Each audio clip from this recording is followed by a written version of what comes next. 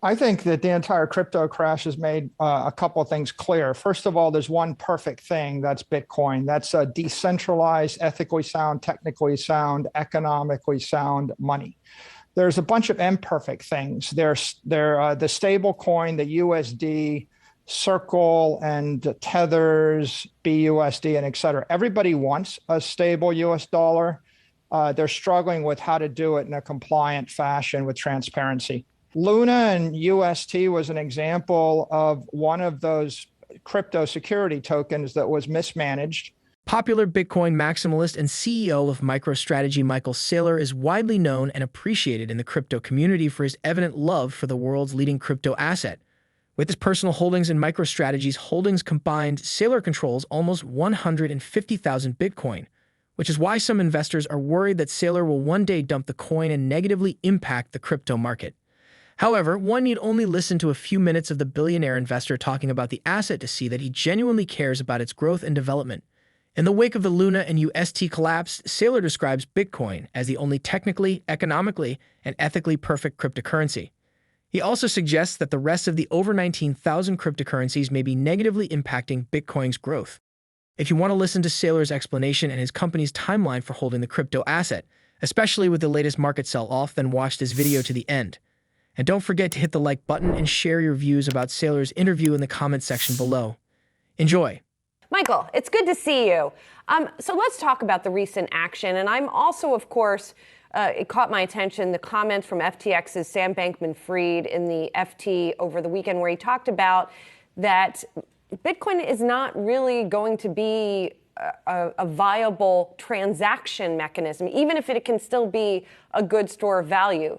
Does it need to be a good transaction currency in order to reach some of the heights that folks such as yourself have talked about?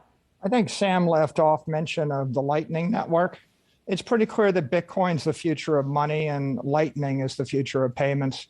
And if you're going to do payments and transactions high speed, you're going to need a base layer that's ethically sound, economically sound, and technically sound, and that's what Bitcoin is.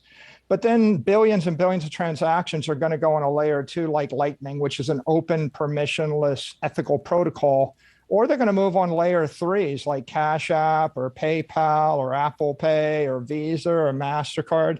Those are securities. They're companies that are custodians that are moving payments back and forth. So I don't know why Sam left that off, but it's pretty obvious to every Bitcoiner that payments are going to take place on layer twos and layer threes. Is there a certain price target at which you would have to start liquidating some of those holdings? No, we're in it for the long term. Our strategy is to buy Bitcoin and hold the Bitcoin. So there's no price target. I mean, I expect we'll be buying Bitcoin at the local top forever, and I expect Bitcoin's going to go into the millions. So we're very patient. We think it's the future of money.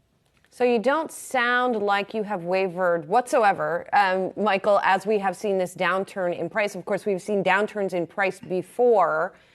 Is this one different at all? Is there any doubt in your mind when you watch the action that we've seen over the past few weeks? I think that the entire crypto crash has made a couple of things clear. First of all, there's one perfect thing, that's Bitcoin. That's a decentralized, ethically sound, technically sound, economically sound money. There's a bunch of imperfect things. There's the stable coin, the USD, Circle, and Tethers, and BUSD, and et cetera. Everybody wants a stable US dollar. They're struggling with how to do it in a compliant fashion with transparency.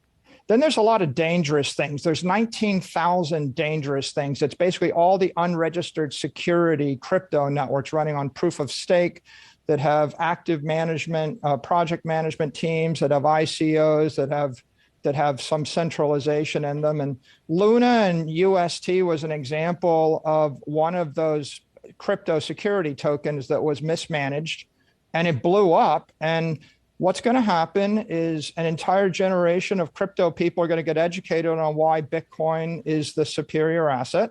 And then a bunch of regulators are going to accelerate their regulation of stable coins and accelerate their regulation of the crypto security tokens. And the winner of that entire exercise is Bitcoin, because once people figure out why Bitcoin is superior to everything else, then the institutions are going to come in with large sums of money. And we're not going to have to struggle through this mess of explaining why we're different than 19,000 other crypto tokens.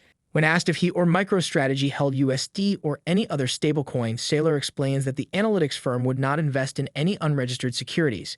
He then goes ahead to point out the security issues with such crypto assets and how the market ought to respond to them. In addition, Saylor explains what MicroStrategy would do if Bitcoin falls lower. Please listen to his explanation. We wouldn't invest in an unregistered security. So 99.9% of everything in the crypto space is an unregistered security. And I might invest in a registered security one day. I mean, if you ask me would I buy Apple stock or Google stock after reading the 10K and 10Q disclosures, maybe, maybe not, but that's not our strategy, right? But I really don't think that any public company or public investor can invest in an unregistered security. That's venture capitalists. So no, we're not invested in it. It's pretty obvious that they're all unregistered securities. And I think the crypto industry hasn't really addressed that issue. That's the elephant in the room. And the Luna Terra meltdown has actually brought this to the forefront. And now I don't think people can ignore it. Michael, there's been some stories recently. I think Fortune ran with this one. If Bitcoin falls below 21,000, there might be some form of margin call over at your company. What does that mean? Help us understand, like, what does happen if crypto continues to fall? That's all FUD. Look, we started with $5 billion of unpledged collateral. We borrowed $200 million against it. So that's a loan to value of 4%. If Bitcoin fell 95% from that number, then we'd have to post additional collateral. People got their hands around the fact that we would adjust some collateral if Bitcoin ever got to 21,000, but it's really a non-issue whatsoever. You can think of it as like leverage of 1.04. If I was levered 10 to 1, we would have borrowed $50 billion against that collateral, but we borrowed $200 million. It's really it's a nothing issue. What type of regulation do you expect to come over the course of this year, as we've increasingly heard Bitcoin and broader digital assets discussed acceleratingly in Washington, and how does that impact where you would add on to your existing crypto positions? Okay, well, first of all, we won't add on to crypto positions. We will add on to our Bitcoin position whenever we come into excess cash. And that's a very simple strategy. With regard to regulation, there's been a deadlock in DC and on Capitol Hill around stablecoin regulation and around security token regulation. I think the administration wanted to move faster. Congress was moving slower. I think that this meltdown of Luna, UST, that's going to accelerate the regulation of stablecoins and security tokens, which will be a good thing for the industry. Do you think that Bitcoin will remain sort of in the doldrums as long as the Fed is in a rate-raising cycle? No, I mean, I think that clearly Bitcoin's been drawn down with all the risk assets in this deleveraging tightening cycle. But there are also the crypto crash issues and the Luna Terra impact. So over time, I think as people get educated and as they get more comfortable, I think we'll recover from this drawdown.